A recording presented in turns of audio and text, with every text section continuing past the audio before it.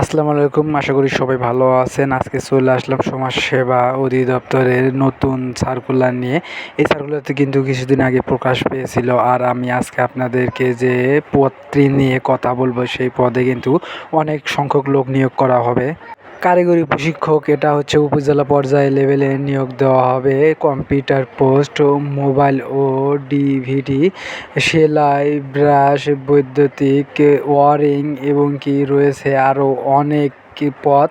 সেই সব পদে কিন্তু আপনাদেরকে নিয়োগ দেওয়া হয়েছে। সেই সব পদে ভালোই লোক নিয়োগ দেওয়া হবে। আর আপনারা যারা এগুলো কাজের অভিজ্ঞতা আছে, আপনারা চাইলে কিন্তু এই পদগুলোতে আবেদন করতে পারবেন।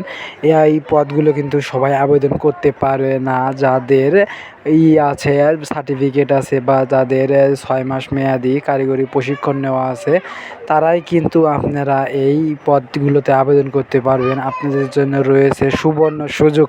এই সুযোগ কেউ হাতছাড়া করবেন না। এই হাতছাড়া না করতে চাইলে আপনারা দ্রুত এইগুলো ট্রেডে আপনারা আবেদন করতে পারবেন।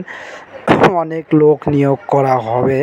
আর এর সঙ্গে আপনাদেরকে কিন্তু পরীক্ষা কিন্তু দ্রুত সময়ের ভিতরেই হবে।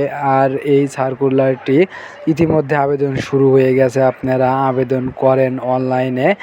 আর অনলাইনে আবেদন করার পর আপনারাদেরকে কিন্তু পেমেন্ট করে দিতে হবে। আপনারা অনলাইনে আবেদন করার পরে সে যে অ্যাডমিট কার্ডে ইউজার আইডি থাকবে, সেই ইউজার আইডি দিয়ে আপনারা টেলিটক সিমে 16,222 নাম্বারে পাঠিয়ে দেবেন।